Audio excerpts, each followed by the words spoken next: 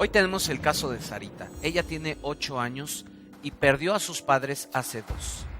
Nadie se hizo cargo de ella y actualmente vive bajo un puente con otros niños que están en las mismas circunstancias que ella. Los más grandes le dan a vender dulces en las esquinas para que medio pueda comer. Ella está sucia y nunca ha ido a la escuela. El día de hoy abordaremos el tema Infancia con dolor. Niños en la calle. Comenzamos. Cuando la crisis llega al hogar, es tiempo de escuchar. El que oye consejo encuentra la salida para mejorar tu vida familiar.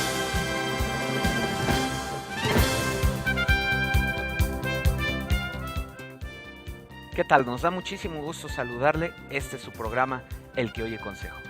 Le damos la bienvenida en estos momentos a nuestros invitados y vamos a escuchar una breve semblanza de cada uno de ellos.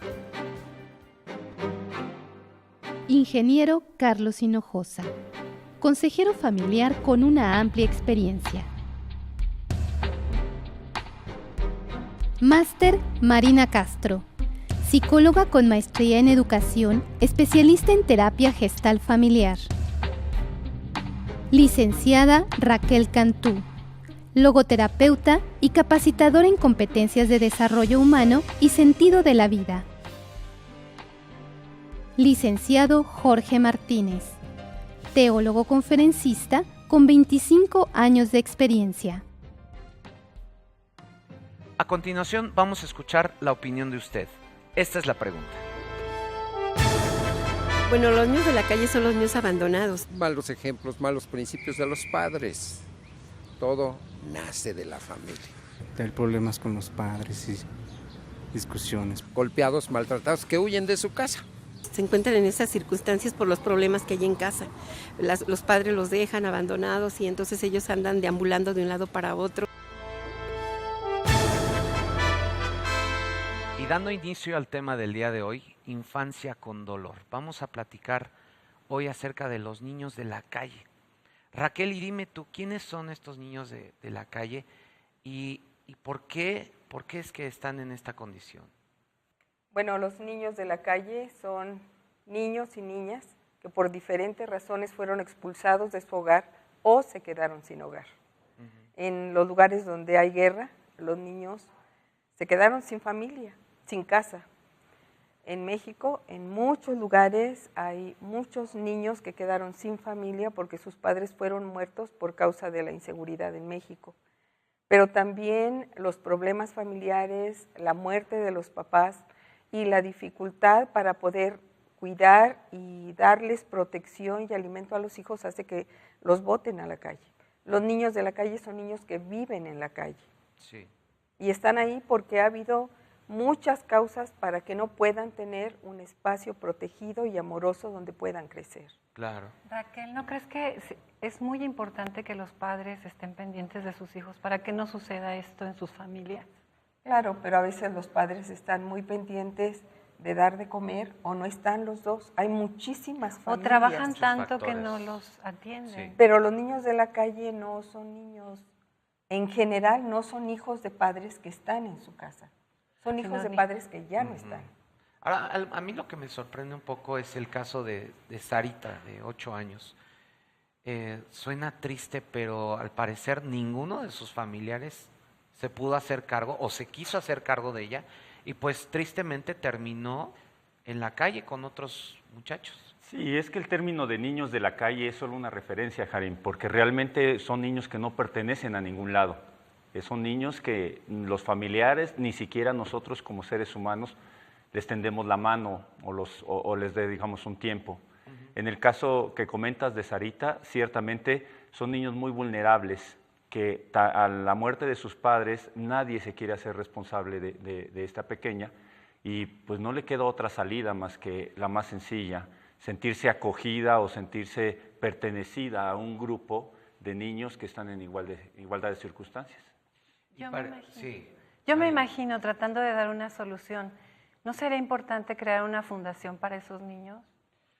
Pues no sé si existan actualmente, lo más seguro es que... Hay muchísimas fundaciones que trabajan con niños. La dificultad es que muchas fundaciones quieren convertir a los niños y quitarles los valores que han adquirido en la calle. En la calle también hay valores.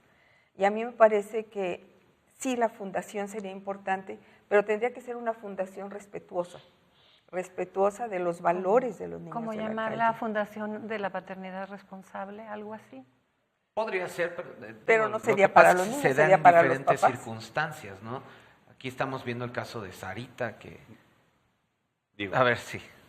está bien el comentar sobre una fundación, pero como que sería llevar el problema a que nos lo resolviera personas externas, que lo pudiera resolver el problema instituciones, aún el gobierno, en ocasiones o instituciones privadas, pero yo creo que el problema radica más en una formación, en una educación dentro de la familia, donde tendríamos que trabajar con los padres, donde se tendría que enseñar valores y no necesariamente, ok, existe el problema de los niños de la calle, pues vamos a buscar organismos que puedan solucionar ese problema.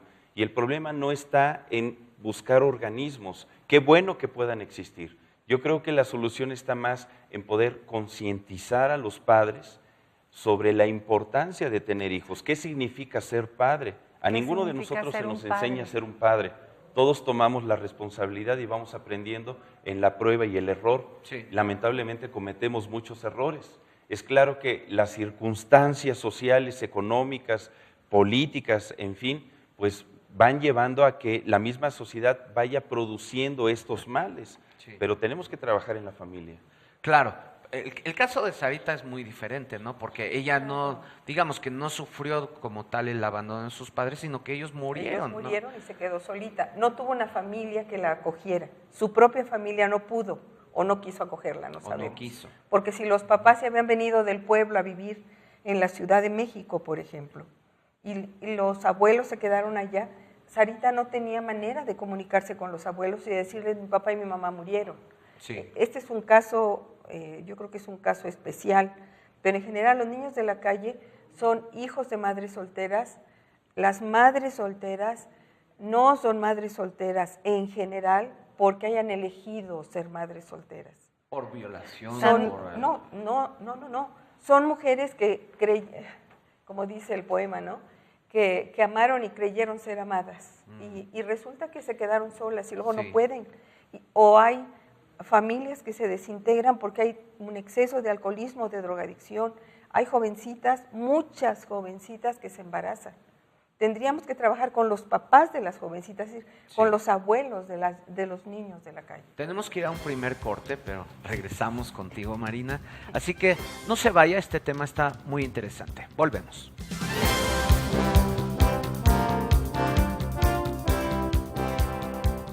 ¿Cuáles son las causas del maltrato infantil en casa? En unos momentos lo sabremos. El que oye consejo. Regresamos.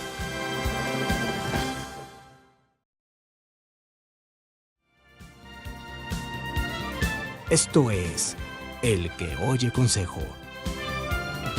Continuamos.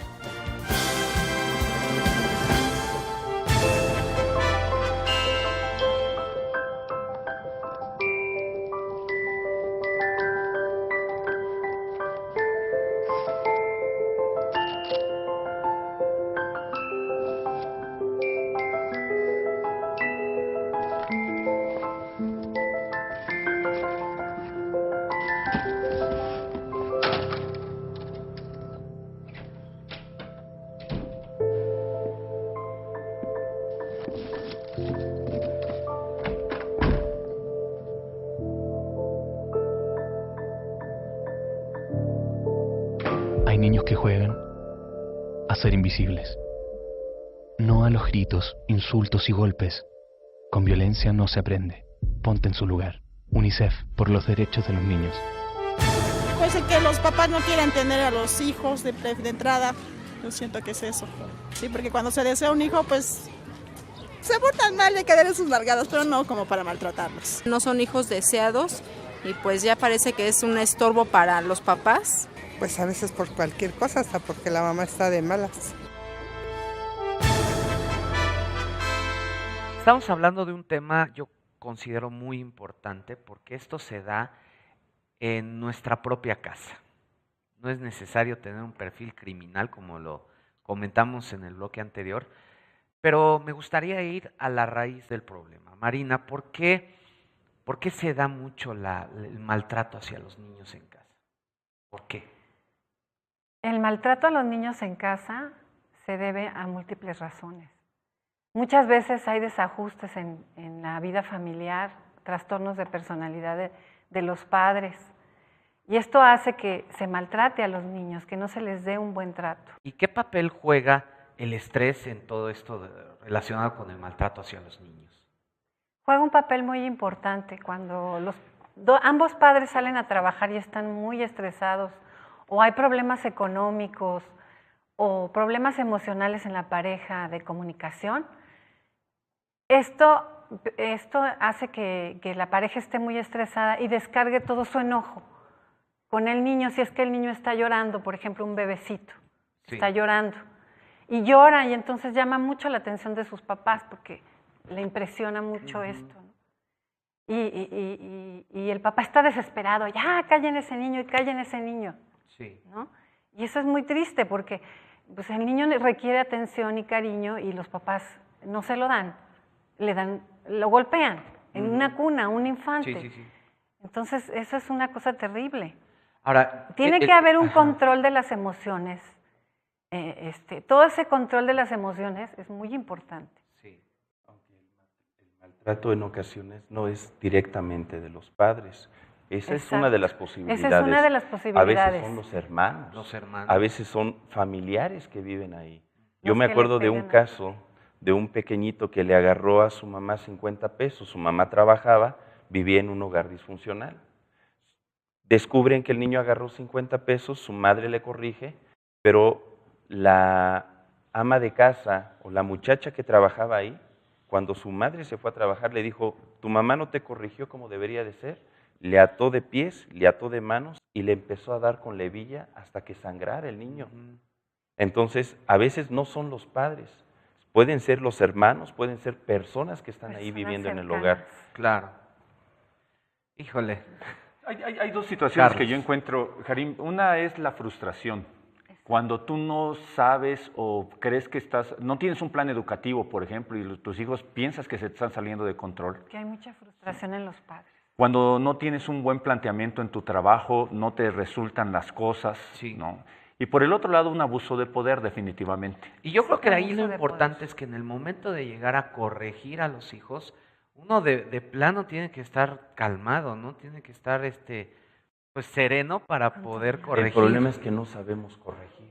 A ver, ¿cómo? A nadie se le da una técnica de cómo corregir. Sí. En la consejería que yo doy con los padres, esa es una de las sesiones que tenemos, donde, a ver, padre, ¿usted cómo educa a su hijo? ¿Le pega o le corrige? Porque los niños dicen, mi papá me pega. Y hay que enseñarles a los papás, nosotros no pegamos a los hijos, corregimos. ¿Y qué implica una corrección? Implica el sembrar valores, implica el hablar con el hijo, el tratarle con amor, en hacerle razonar, entender el origen del problema, de su actitud, de lo que debe de cambiar, llegar a acuerdos, llegar a compromisos, de tal manera que el niño sea formado. Sí. Bueno, quisiera hacer dos comentarios. Nos quedan poquitos segundos, entonces, a ver, breve el comentario, por favor.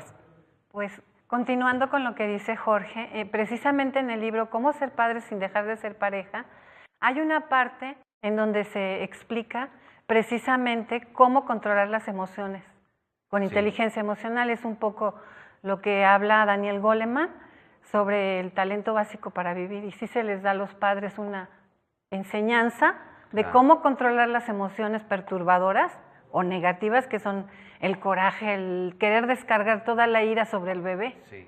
Entonces, ahí viene. Vamos a un corte y te prometo regresar contigo, Raquel, así que no se vaya, está muy interesante el tema. Infancia con dolor, niños maltratados. Volvemos.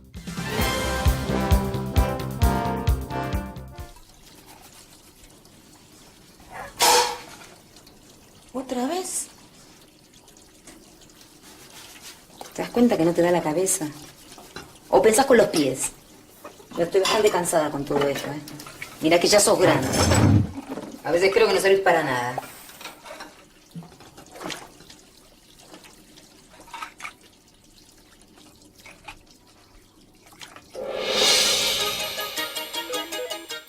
Llama y participa con nosotros.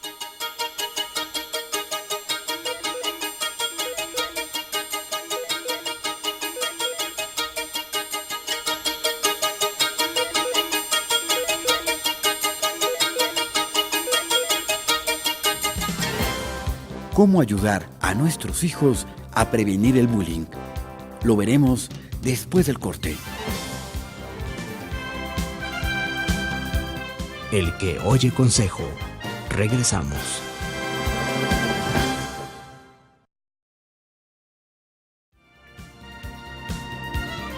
Esto es El que oye consejo.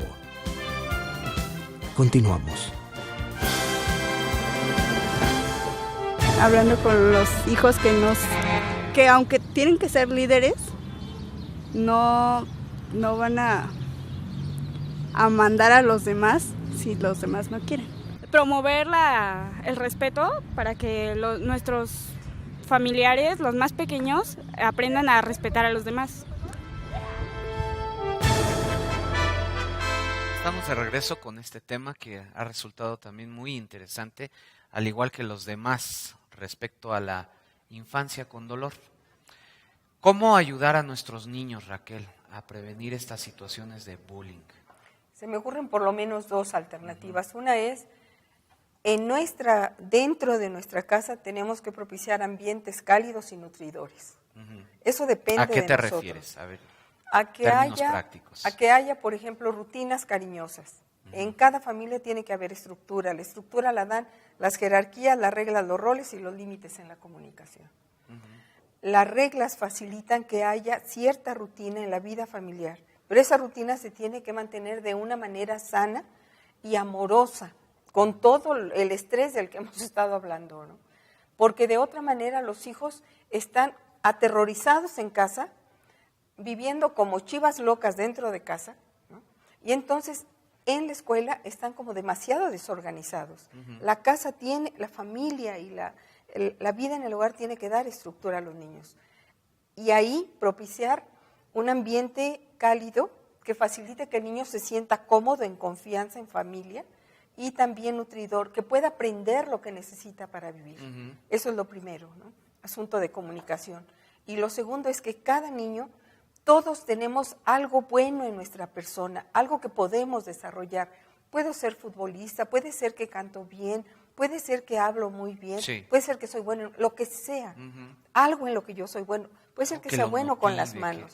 Entonces tenemos que facilitar que las áreas que los niños tienen, que son sus fortalezas, tenemos que ayudarlos a que las desarrollen, de tal manera que a mí me decían 4 ojos, pero yo comentaba, a mí no me hizo ningún daño, me caía regordo que me dijeran, pero yo era la consentida, yo declamaba, yo cantaba, a mí no me preocupaba eso.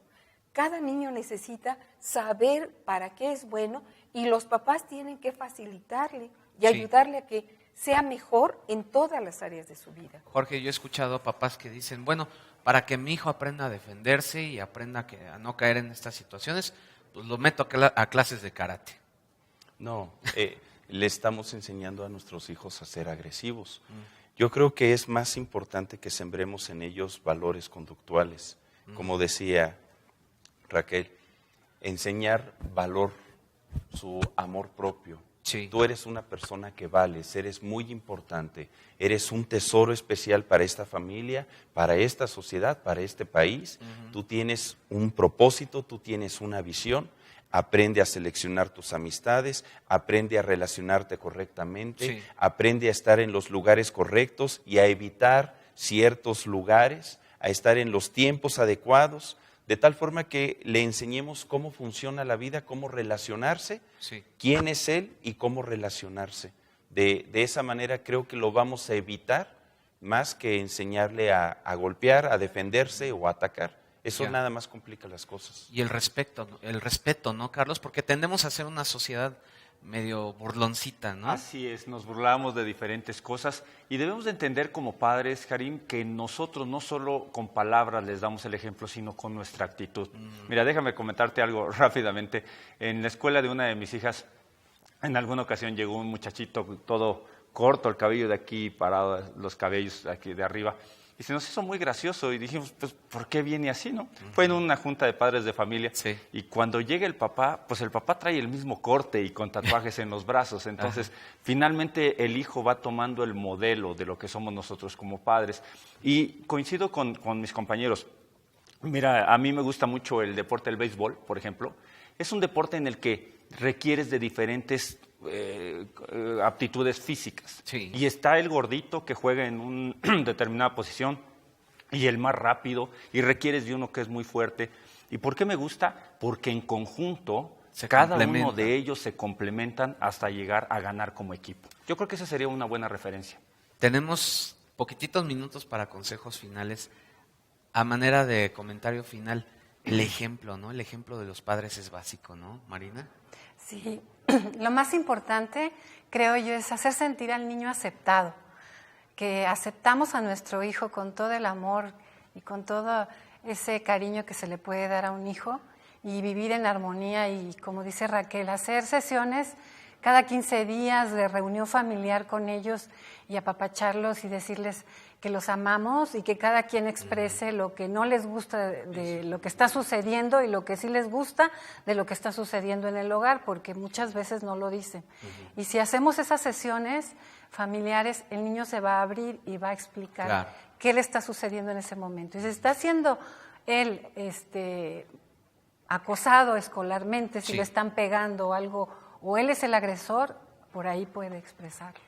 En esas sesiones. Sí, les pido nada más que seamos un poquito más breves porque ya se nos está yendo mucho el tiempo.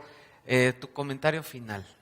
El comentario final es que el bullying es el resultado de cómo vivimos. Sí. Tenemos que cambiar nuestra manera de vivir y de ver a los demás, de vernos a nosotros. Nosotros somos valiosos y los demás son valiosos y tenemos que aprender a tratarnos como seres humanos unos a otros.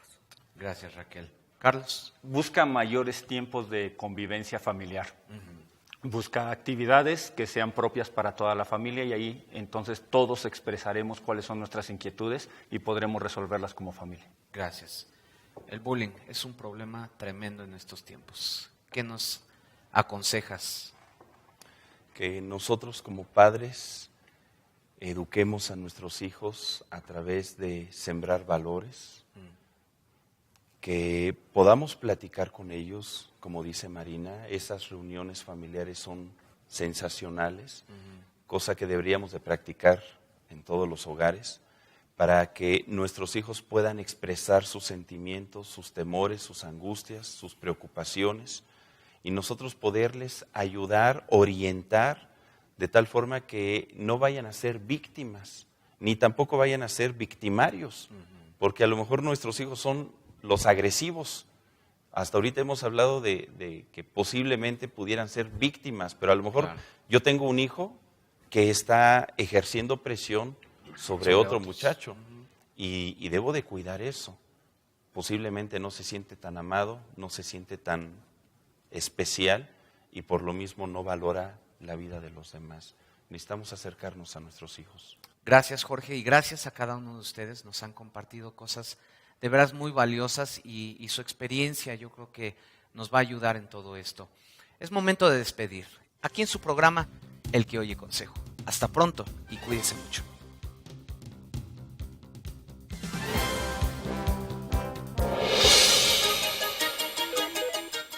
Llama y participa con nosotros.